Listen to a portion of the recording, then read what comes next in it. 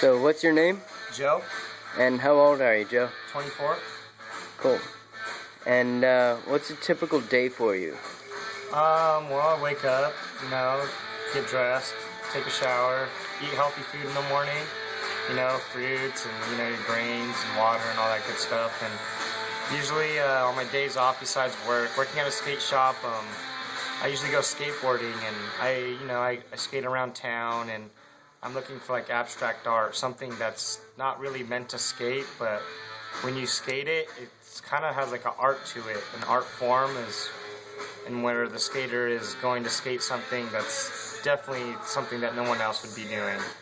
So, like we have like cameras and a crew with us of maybe like 5 to 6 people, and we just go look for spots around the area. And if not, we'll sometimes, sometimes we'll even go like 2 to 3 hours out of our way just to go find a certain spot to skate. Just because you see it in videos, and it takes a lot of time, and it all goes into a video process that we all work towards at the end of the year. We all try to make a video part that, long as a song, maybe like 3 or 4 minutes long, and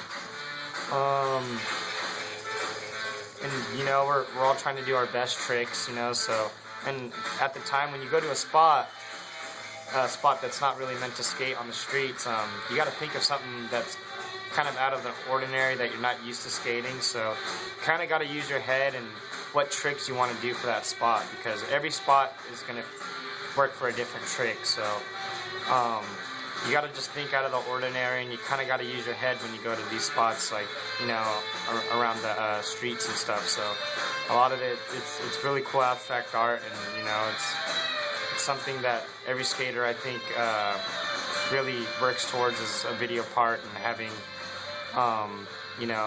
new tricks for the spots, and the cool thing about it is a lot of stuff on skateboards has art on it already. So it all kind of works into one big art theme that's like all in one. Like the skateboarder has like the art perspective in his head, and then you have like the real artists that put stuff onto the boards, and then there's stuff out there that is the cities build that people may not look at and think it's like nothing. Like you go to a ledge, people just look at it as somewhere to sit down, or somewhere where like trees are planted, but when we go to it, we look at it as something to skate, and something that's that looks fun to grind and jump on. And when you see people that just a regular person or teacher, or someone that works a different job compared to like skateboarding, they won't think of it as the way we see it. So when we see a lot of stuff on the streets, we usually take advantage of it, because you never know when it's going to be gone. So we don't take anything for granted, and we try our hardest to go find the coolest things out there. So another thing about skateboarding is that everyone has their own style. People like to do certain stuff. Some people like to skate half pipes. Some people like to skate street, or some people just like to skate parks, But I think is when you see another skater on the streets, you don't think of him as like, not being a friend. You think of him as already being your friend, because you already have something in common with the person, and it's an easy way to start up the conversation. Can I get that over? Yeah, go for it. Do you mind if I keep recording? Yeah, for sure. Street Science Skate Shop.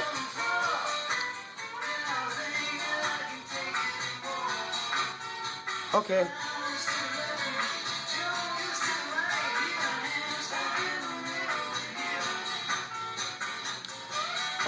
I can check for you in the back. Yeah.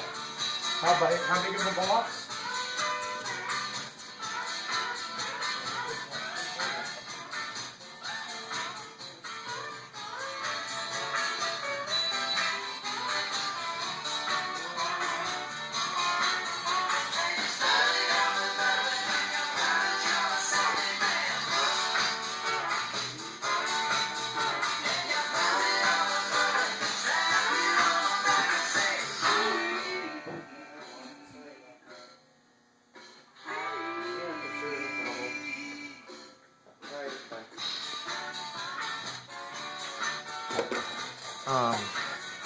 So speaking of style, how important is style? Not just style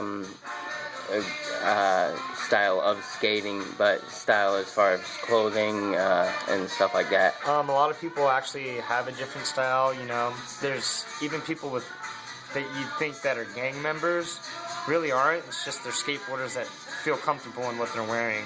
A lot of them like to wear baggy clothes, and then you'll have your punk rockers or your rockers. You know, they like to wear tight clothes, and some people like to wear normal clothes. And then you'll have some people that look even like they're farmers or something, but they come up on a skateboard, and you're like, oh, so they skate. You know, so skating comes from almost everywhere you go. You know, you have your city people, you know, your people, and you know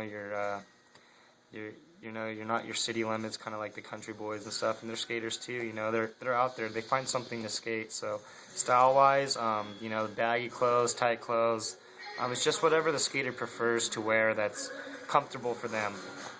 Cool. And how would you describe the slang that is often used by skaters? Slang-wise, I think it has to come from where you're from. I think, like, you know, people have so many different slangs. Like, you know, people from Washington, you know, they say "ooh, sure," you know, they have like abbreviated words and stuff like that. And then, you know, you're from NorCal when you say hella. That's how you know you're from NorCal. And then if you go to SoCal, people will know instantly where you're from if you just say hella. So Yeah. that's that type of slang right there. So. Right on. How do you feel about scooter users? I'm not too fond of it, but I don't hate it because, you know, you never know. They could be the next big thing in scootering. So just like, you know, if you see a biker or a snowboarder, you know, you don't instantly, you know, have hate towards them. You know, I skateboard, and scootering and skateboarding, it's, you know, it's similar in a way, but completely different. I think that it's good for the kids. I mean, it gives them something to do. But at the skate parks, it kind of sucks because scooter kids do get in the way. But, you know, I don't hate them. It's what they like to do, you know, that, you know, to each his own, you know, so I have no hate towards them. I would rather have them, you know, hop on a skateboard, but who am I to tell somebody that, you know, what they can and can't do, so. Is there anything like an unwritten law to skating, like a skater's code or something? Skateboarding's not a crime? Yeah, usually, you know, I think cops are starting to catch on to it nowadays that, you know, skating isn't a bad thing. It actually, you know, keeps a lot of them out of trouble and, you know, kind of keeps them focused and, you know, have a drive. So I think skateboarding is not a crime. I guess that's a code. That's all I've ever heard. And how does weather affect how often you skate? During the winter time, if it's raining, anytime it's raining, you usually got to find an indoor place, and usually skaters will find a place to skate indoors. If it's to their garage or all the way to Sacramento and 28th and B, where there's a big indoor skate park or epic indoor skate park. So, how about the time of day? Like, what time of day do you usually skate? Usually, well, for me at least, me and my friends, we go skate East Bay, and we're usually up by like 8 or 9 o'clock in the morning, and then we're out by like 11:30 at the latest. So, and then it's like a full day thing until it gets dark. So.